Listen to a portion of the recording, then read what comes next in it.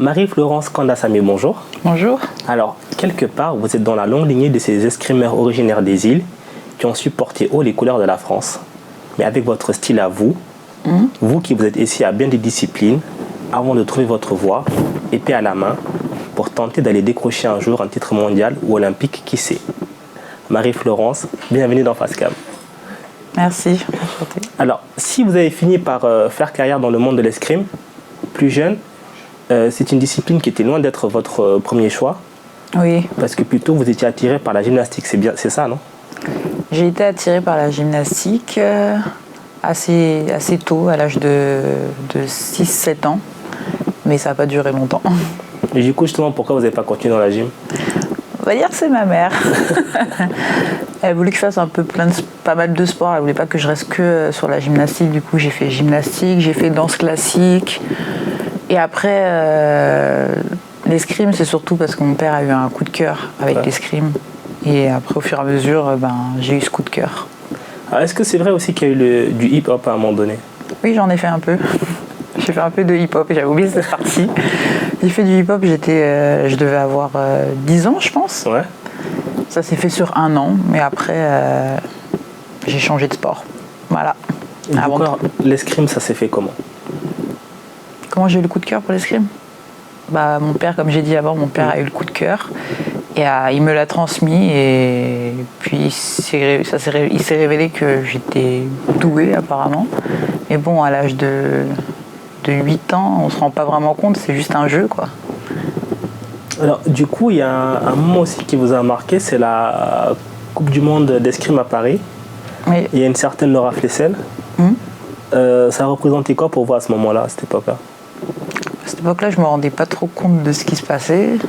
Je ne connaissais pas vraiment Laura, c'était surtout mon père qui connaissait Laura. Mais après, j'ai eu la chance de la connaître en compétition, d'être en chambre avec elle. Donc je me suis rendu compte que c'était une grande championne. Ouais. Voilà.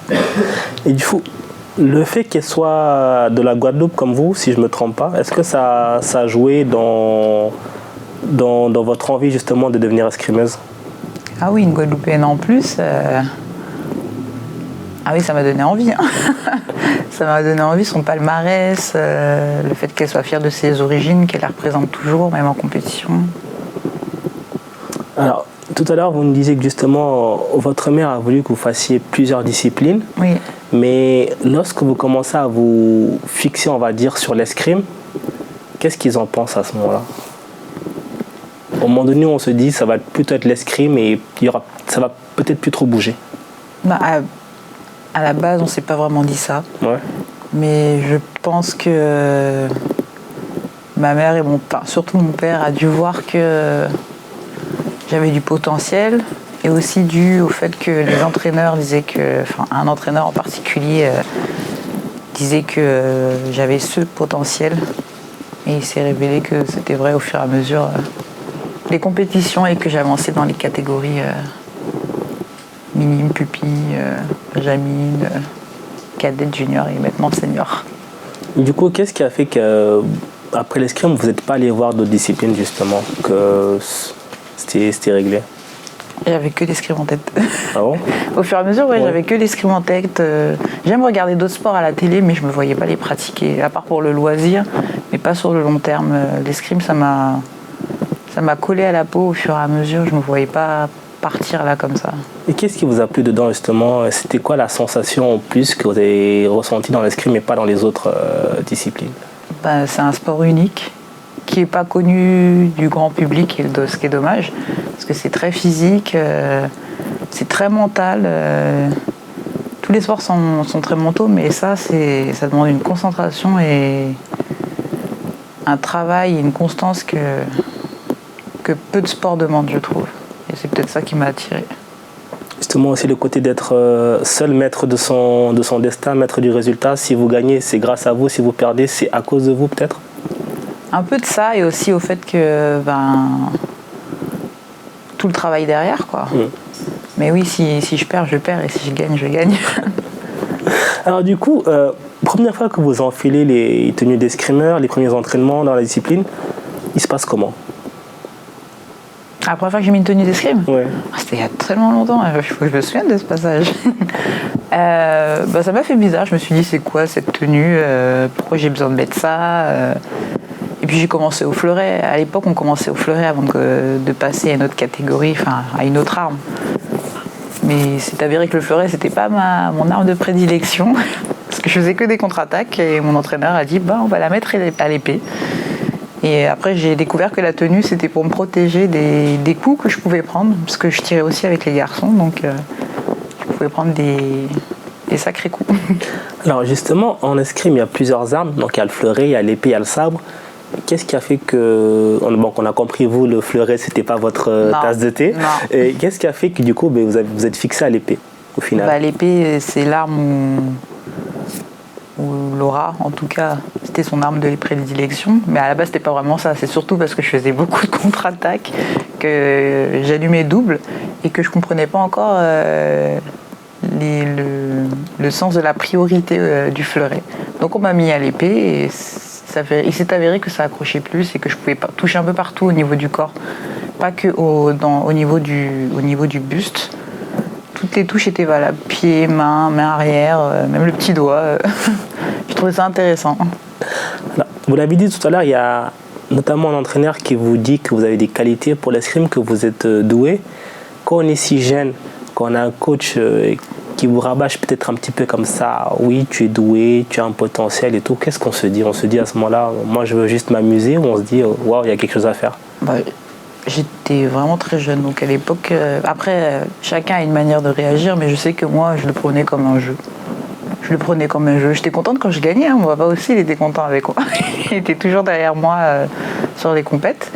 Mais non, c'était surtout du plaisir, aucune pression à cet âge-là. Et du coup, à quel moment est-ce que vous sentez que ça devient sérieux, on va dire?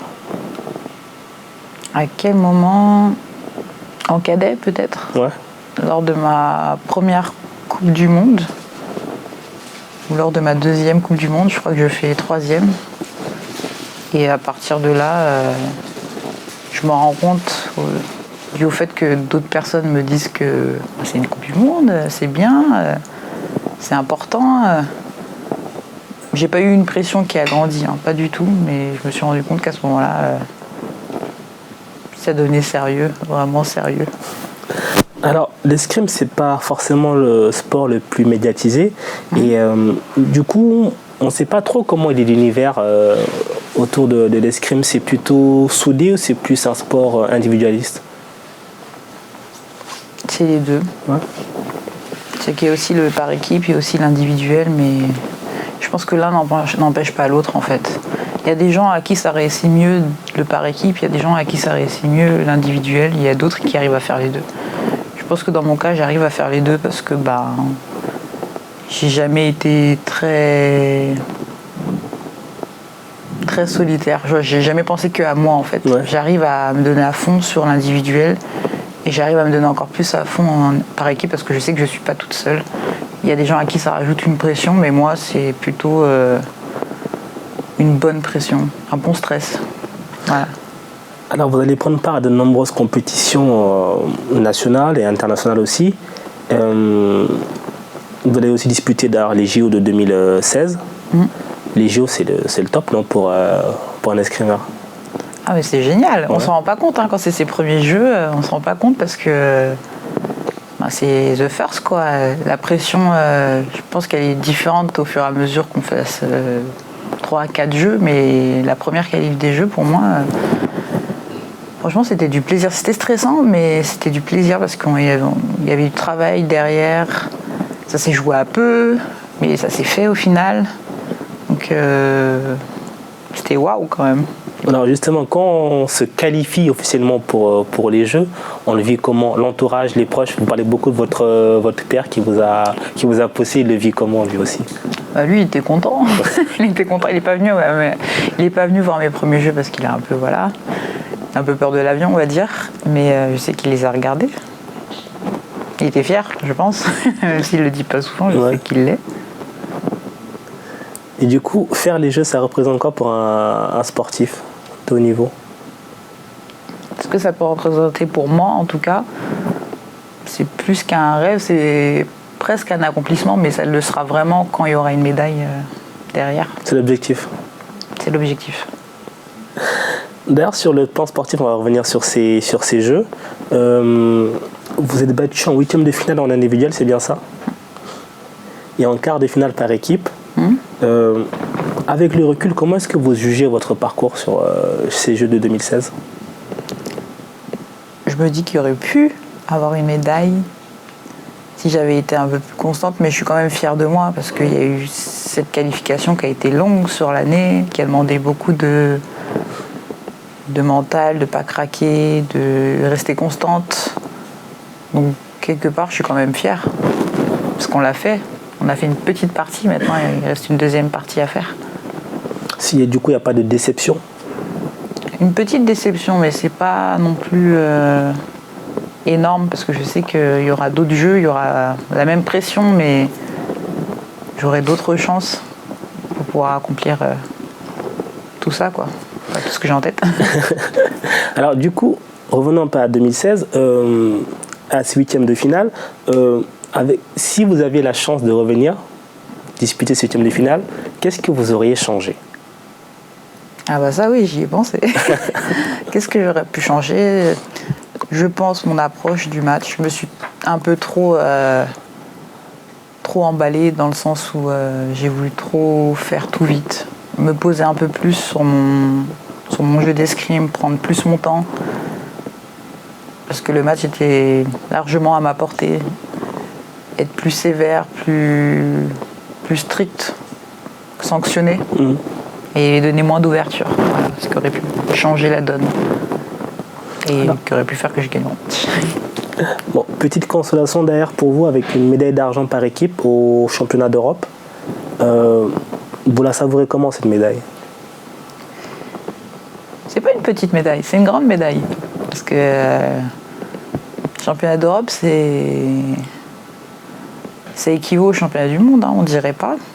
Mais c'est très très dur, c'est-à-dire que celles qui étaient dans les 16 et qui étaient exemptées font les poules avec nous. Les poules, c'est les poules de la mort, c'est-à-dire qu'on peut sauter en poule, même les meilleurs peuvent sauter en poule. Donc je suis fière de mon championnat, d'avoir avancé au fur et à mesure de mes matchs, de ne pas avoir lâché et de m'être battue, quoi. Ça représente beaucoup pour moi et je sais que c'est un débouché sur d'autres médailles. Justement, en parlant d'autres médailles, l'année 2018, ça va être une année plutôt pas mal pour vous. Il y a notamment une médaille d'or qui est remportée encore par équipe au championnat d'Europe. Là aussi, grosse satisfaction pour le coup. Oui, grosse satisfaction parce que sur cette journée, en tout cas, on a été solidaires, on a été sereines et on savait que le travail qui avait été fait derrière avait été accompli sur le moment, quoi. Donc, fière. Double championne d'Europe, quand même. C'est pas rien. Alors, il y a beaucoup de distinctions par équipe. On va dire, le titre en individuel, il vous échappe encore un petit peu, ça se joue à peu de choses. Vous estimez qu'il vous manque quoi pour justement qu'il y ait cette bascule pour que vous l'ayez enfin? Être encore plus féroce sur la piste. Voilà, être une lionne. Je le suis un peu, mais il y a de temps en temps où je me relâche. Donc, trop gentil? Pas trop gentil. Non, pas trop gentil. Surtout plutôt constance au niveau de la concentration. C'est ça qui me fait défaut, mais je sais que quand j'aurai réussi à resserrer les boulons, comme j'aime dire, et que je serai un peu plus sauvageonne sur la piste, ça ne veut pas dire que je ne le suis pas, hein, mais j'arriverai à faire tout ça, à passer un cap. Alors, quelles sont les qualités, les points forts pour être un bon escrimeur ou une bonne escrimeuse? De mon point de vue, être un peu foufou, avoir son jeu, son escrime à soi, ne pas faire forcément ce que les autres font et ne pas avoir peur de se lâcher, quoi. Et des fois, savoir tirer contre nature. Ça fait beaucoup, hein, mais... Alors souvent, on vous voit lors des tournois, des compétitions et autres, il y a toujours le coach, notamment en compétition par équipe, il y a du monde autour quand même qui hurle, qui donne des consignes et tout. Comment est-ce qu'on fait pour déjà se gérer, soit se canaliser et gérer tout cet environnement autour? Pour ma part, ça varie. C'est-à-dire que je peux être très concentrée et arriver à prendre les infos. Ouais. Après, pour d'autres, je pense que c'est plus compliqué. Mais quand on fait du sport de haut niveau depuis un moment, je pense qu'on arrive à faire abstraction de ce qui se passe à l'extérieur, de se concentrer sur ses coéquipières et ses coachs. Alors, on va revenir sur votre parcours. On a dit tout à l'heure, il manque juste peut-être ce titre en individuel pour lancer la machine, qui sait. Et du coup, c'est pas un peu frustrant des fois de se dire il manque ça, je veux ça, je l'ai pas encore. Il manque que je passe ce cap. Ouais. Mais je sais que je suis pas loin et que ça va venir. C'est frustrant, mais c'est de la bonne frustration. C'est pas frustrant au point de me dire je vais pas y arriver. Je sais que ça va passer et ça passera. C'est obligé que ça passe. Du coup, les compétitions, vous les préparez en vous disant j'y vais pour le titre ou j'espère que cette fois-ci ça va le faire. Je pars pas dans cette optique-là. Je pars sur le fait que je m'entraîne. Ouais. Pour la prochaine compète et pour les prochaines encore compètes qui vont suivre derrière. Et je sais que ça va déboucher sur quelque chose, mais je pars pas en me disant oui, je vais absolument gagner cette compète. Enfin, je l'ai en tête, je vais pas mentir, mais je pars pas en pensant que à ça. Je pars en étant déterminée sur cette compétition et puis voilà. C'est pas dire que je prends le premier résultat qui viendra, hein. Je serais toujours déçue si je perds avant d'avoir peut-être dans les 3, mais je pars en me disant que je suis entraînée dur et que voilà. Alors, votre meilleur souvenir en compétition pour l'instant, ce serait lequel? Mon meilleur souvenir en compète? Le meilleur moment? Alors. Il y en a beaucoup? Ouais, il y en a pas mal quand même. Alors, individuel et par équipe, les deux? Les deux, allez. Individuel, qu'on a gagné notre première Coupe du Monde alors qu'on était super jeunes, on devait avoir 20, 21 ans. On est encore une équipe jeune, mais là, à cette époque-là, on ne devait pas avoir plus de 19, 20, 21. Et on gagne la première Coupe du Monde senior. Alors que certaines d'entre nous étaient juniors. Voilà, on débarque chez les seniors et on gagne cette Coupe du Monde chez les seniors par équipe. Et en individuel, c'était mon premier podium en Coupe du Monde chez les seniors aussi. C'est en quelle année ça? En 2014. 2014 ou 2015, je crois. Et c'était ma première Coupe du Monde et j'étais exécrable. Pourquoi? Je sais pas, j'étais pas d'humeur. Enfin, la Chine, c'est pas un pays qui me réussit. J'aime beaucoup l'Asie, mais je sais pas, peut-être le décalage horaire et tout, ça fait que j'étais exécrable. Mais ça m'a réussi. J'ai fait 3e à ma compète et quelques mois plus tard, je faisais vice-championne d'Europe. Alors, on passe au pire souvenir maintenant. Pire souvenir? Ouais. Bon, j'en ai pas tellement, heureusement. Mon pire souvenir? Waouh. Bon, je vais prendre un événement récent alors.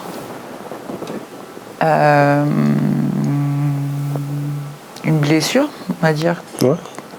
Je me suis blessée. J'étais dans les 16 et j'avais beaucoup de blessures. C'est-à-dire que j'avais pas mal de pépins physiques dus à la charge de travail. C'est-à-dire que je m'étais fait mal, enfin je m'étais fait une entorse de la cheville, une entorse du genou. En fait, je m'étais fait les deux en même temps. Et qu'est-ce que j'avais eu d'autre? J'avais eu un problème de poignet, c'est-à-dire qu'un ligament arraché et un petit pépin avec un autre ligament. Voilà. La totale, quoi. La totale. Mais ça ne m'avait pas empêché de tirer. Alors, vous nous évoquiez l'Asie tout à l'heure. 2020, il y a une grande échéance qui va se passer en Asie avec les Jeux Olympiques de Tokyo. Ça sera quoi l'objectif? Ah, bah, ce que j'ai dit avant, hein. Ce qu'on n'avait pas réussi à avoir en 2016, qu'on arrive à l'avoir pour 2020, l'or par équipe. Et j'espère amener ma pépite pour moi aussi. Peu importe le métal ou l'or aussi, là, en individuel? Ah bah l'or, je prends. L'or. Ah oui, je prends l'or. Indiv et équipe, je prends. Supposons qu'il faille choisir. Entre Indiv et équipe? Ouais. Bah, j'aime beaucoup. Je voudrais bien ramener ma petite pépite pour moi, tiens, parce que j'ai déjà eu l'or par équipe, mais pas au jeu, c'est pas pareil. Mais je voudrais bien ramener cet or pour moi. Voilà. Alors d'après vous, quels seront les ingrédients pour justement aller loin dans ces jeux? Ce que j'ai dit avant, les grains de folie, tout lâcher et puis pas se poser de questions. Et puis s'amuser aussi. Même si c'est les jeux, il ne faut pas oublier de prendre plaisir à ce qu'on fait. Sinon après, je pense que si on se laisse envahir par le stress et toutes les émotions, ça va pas le faire. Donc rester concentré, s'amuser, prendre plaisir et aussi vivre sa vie à l'extérieur. On espère en tout cas que ça vous porte chance et puis on vous attend dans quelques mois avec l'or qui sait. Merci beaucoup pour cet entretien. Merci à vous.